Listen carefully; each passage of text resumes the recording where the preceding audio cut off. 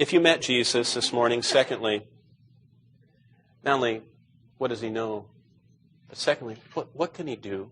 If you met him this morning, you don't have to turn there because you get lost. Let me just read to you what others did when they met Jesus. Number one, in Mark 5:7, when demons faced him, they were terrified. Now, demons, everyone's reading about these rocks and is there life on Mars? Of course there's life on Mars. There's life all throughout the universe. God's already told us that. It's not human life, and it's not people that are going to get saved. They're not aliens that are going to come and impart something to us.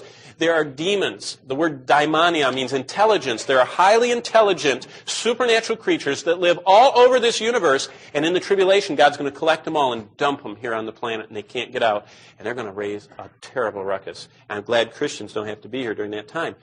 But when those demons came face to face with Christ, they were scared stiff. They cried with loud voices, Mark 5:7. They says, "What do we have to do with you, Jesus, Son of the Most High God?" Did you know that demons and Satan don't have any trouble with their theology? They know who he is. There would not be one Jehovah's Witness demon in the world. There would not be any Moonies or Mormon demons. They're all believers. They just have never been converted. Their heart's never been changed, but they know the truth.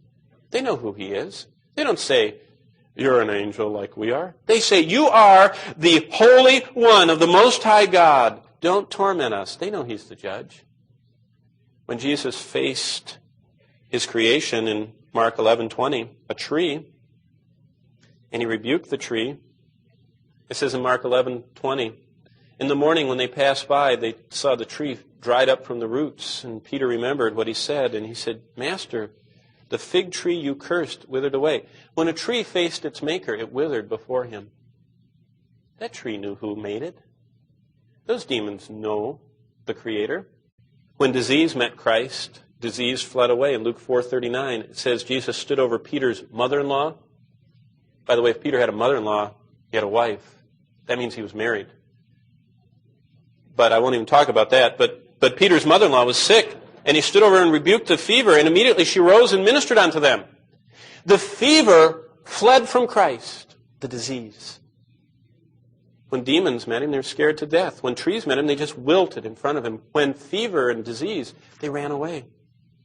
When the winds and waves of a fierce storm faced Christ, it says in Luke 8:24, they fell silent. Luke writes this, "And they came to him and awoke him and said, 'Master, we perish.'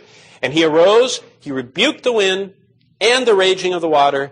They ceased, and there was immediate calm." Have you ever met your Creator? What are you going to do when you meet him? If you don't meet him now, you're going to wither like that tree. You're going to be terrified as the demons because you're going to go to the same place as the demons are going with Satan. Will you hear his voice this morning? I'd like to take 3 extra minutes and read to you something from the newspaper. I guess this most clearly, graphically tells me what it's like to not listen. Now, this is a funny story, but it's very sobering. When Mount St. Helens belched gray steam plumes hundreds of feet into the blue Washington sky, geologists watched their seismographs with growing wonder as the earth danced beneath their feet. Rangers and state police with sirens blaring herded the tourists and residents from an ever-widening zone of danger. Every piece of scientific evidence being collected in the laboratories and on the field predicted that Mount St. Helens would soon explode with a fury that would flatten the forest. "Warning!" blared loudspeakers from patrol cars and helicopters hovering overhead. "Warning!" blared the police in their patrol cars from megaphones. "Warning!" pleaded radio and television announcers and shortwave and citizen band operators. Warning echoed up and down the mountains and through the lakeside villages and tourist camps, along the hiking trails, as they were emptied with people who heard the warnings, fled for their lives.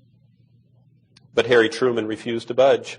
Harry was a caretaker for the Recreation Lodge on Spirit Lake, a mere 5 miles north of Mount St. Helens. The lake reflected the smoke-enshrouded peak, and he kind of liked the view. The rangers warned Harry of the coming blast.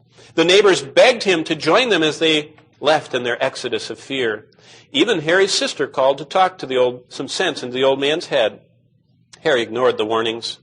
From his picture postcard beauty of his lakeside home, reflecting the snow-capped peak overhead, Harry grinned on national television and said, "Nobody knows more about this mountain than old Harry. It won't explode on me." On May 18th, 1980, as the boiling gases beneath the mountain's surface began to bulge and buckle the landscape, and as the landscape was stretched to its final limits, Harry was frying some eggs and a little bacon. After breakfast, he fed his 16 cats the scraps from his table, and he knelt to plant petunias around the border of his freshly mowed, beautiful green lawn. At 8:31 a.m., the mountain exploded. Did Harry regret his decision in that millisecond he had before the concussive waves, traveling faster than the speed of sound, flattened him and everything else for 150 miles to the ground?